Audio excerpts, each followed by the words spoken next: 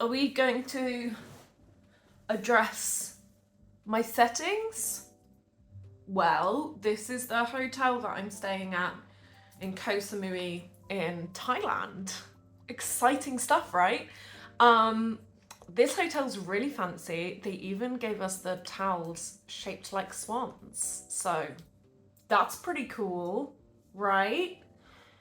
Anyway, let's get on with it. Hey there, Poetry Pals, welcome back to another video. This week, I will be reviewing I Call Upon the Witches by Chloe Hanks. I gave a one-sentence review for this book in my previous video, where I rated and reviewed all of my travel reads that I've done in the last 3 months. I'll make that pop up, or I'll put the link in the description so you can watch that too. Here's how this review is going to work. I'm going to start by giving you a brief introduction to the book, to the publisher, and the poet. Then we're going to get into the collection itself, and then into the poems individually, talk a bit about form, talk about my favourites, my least favourites, and then we're going to talk about the reading experience and who I think might like this book. But before we go any further, please make sure you like this video, subscribe to my channel and turn on notifications, and comment down below who is your favourite fictional witch. The engagement really helps small creators like me get found. I'll go first. My favourite fictional witch is Willow from Buffy the Vampire Slayer, hands down. Fight me in the comments. You can support the channel with your hard-earned cash by joining me on Patreon or buying me a coffee. The links to do both are in the description down below. And while we're on the subject, why don't you follow me on social media? I am at Josie Alford Poet on all of the things, including TikTok and Storygraph, so follow me. Okay, let's start with the basics. This is a pamphlet. It is 41 pages long, and in my opinion, that makes it a pamphlet, not a full collection. It's a baby collection. A pamphlet collection cusp. It is by Chloe Hanks, and the publisher is Sunday Mornings at the River. I should also say that this book was sent to me by Chloe asking me to review it. This is her bio. Chloe Hanks is an emerging poet from Worcestershire. Worcestershire? Yeah. Chloe Hanks is an emerging poet from Worcestershire. With the desire to absolve female villains from the patriarchal lens, her writing destabilises stereotypes and reinvents what is familiar. Her work has appeared in a number of anthologies, including the recent debut from Fawn Press. And she was the winner of the V Press Prize for Poetry in 2020. She is currently studying an MA in creative writing at the University of Birmingham. It is available to buy on Amazon for £10. Josie, why are you recommending people go on Amazon? Well, that's where the publisher's website sends us. And I'm pretty sure if we look at... It's printed by Amazon, so... yeah, you can buy it from Amazon. Normally, I don't recommend doing it, but you can here, so go do that. Also, Amazon is a really good place to leave your reviews as well. It helps small poets like Chloe get found as well, so make sure you do review that. I will link to where you can buy it in the description down below as well. So, let's talk about the collection as a whole. The collection starts with a foreword from Chloe, who tells us that this project was written as part of her dissertation, and that is a poetry collection that is inspired by the many depictions of witchcraft and women throughout history. First of all, love this as a dissertation idea. I wrote a collection of sonnets that track and mirrored the sonnet's form and its development throughout English history for my undergrad dissertation. So I feel ya, gal. Like this is cool to be reading. So some of the major themes throughout this is witchcraft and femininity, crime and sort of nature and magic, but also we do have a substantial amount of executions going on in here, so something to bear in mind. Yeah, that's the closest thing you're going to get to a trigger warning in here. You do have a lot of women getting executed in various ways. So if that's something you don't want to be reading, something to consider when reading this book. You going to wiggle your feet, babe? Nice. A lot of images recur throughout the book, and that makes sense when you're writing something with such a defined theme. However, I do find that sometimes the certain images are overused, specifically emerald skin. Oh, and moonlight, but who isn't a poet who overuses the moon, really? So one thing to bear in mind is a lot of the poems, especially the ones near the beginning, include footnotes. Which include references to historical figures. This is really cool because it allows you to, well, it allowed me to go and Google these witches so that I could learn more about them. So, big fan of the footnotes. Having said that, this wasn't done consistently throughout the book, and there was one poem called Tituba's, I'm probably not pronouncing that right, Tituba's Cauldron. And I had to Google who Tituba was because I didn't know. So if you're going to read this book and you're not sure who Tituba is, she is a woman who was part of the Salem witch trials.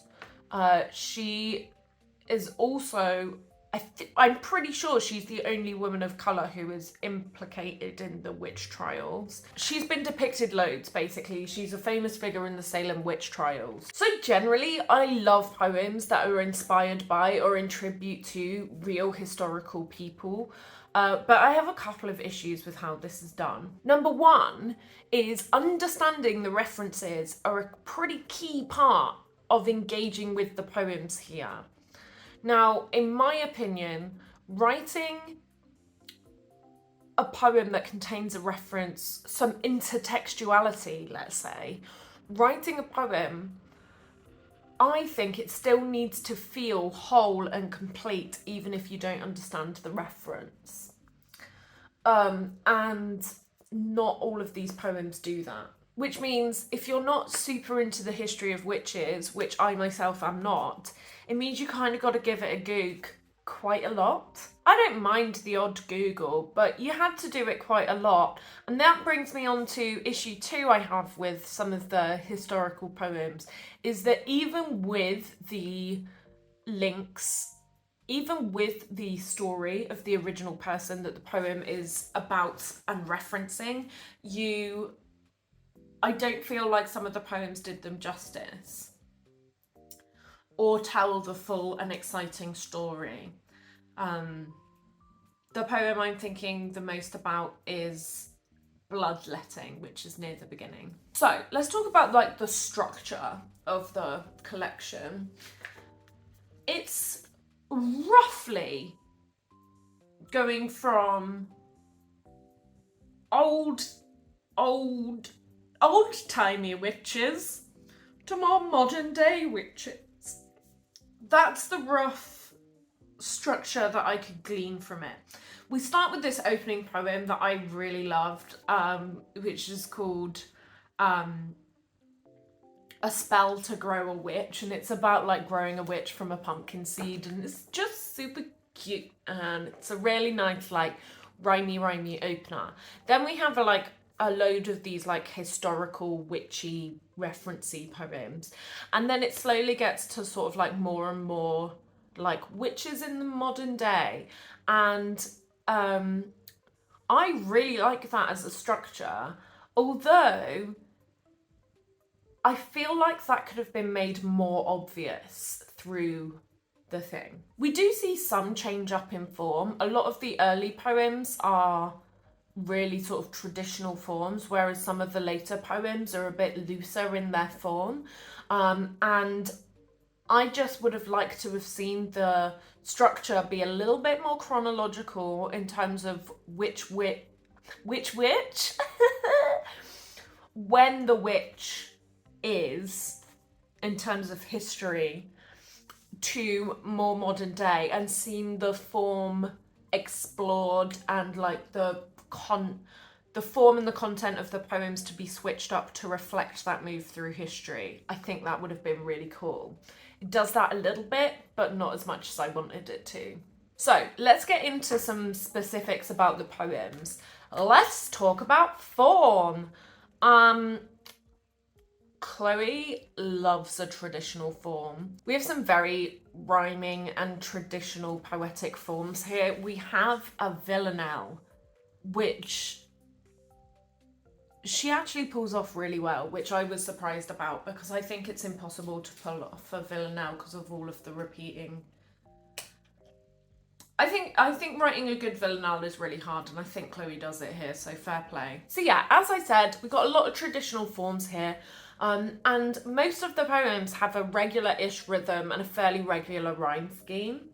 Some of the poems achieve this really well, but there are definitely some moments which feels like the syntax or the word and sentence structure is sacrificed in order to keep with the rhythm and the rhyme, and I'm not sure it entirely works as well as it could. My favourite poem of the collection is Your Tinder Match is a Witch. It has this relentless rhythm that I think is I'm pretty sure it's an anapestic dimeter, roughly. This driving rhythm makes it into this sort of like sinister fairy tale, which I really love. And the final lines are brilliant too. Oh, don't mind my friend, he's been sat there for months, just the bones of a man that I failed to love once.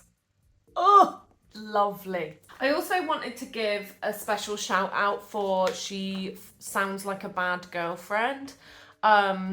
Just a really interesting use of the page here. A lot of like repeating sounds and words, and the shape of it is really cool. And yeah, love it. Love this. You should definitely read it. Okay, my least favourite poem is called Bloodletting. It's the second poem in the whole collection. And I think part of it is, I've mentioned this a little bit before, but I didn't get the historical reference. There was a footnote here, so I was able to go and Google it.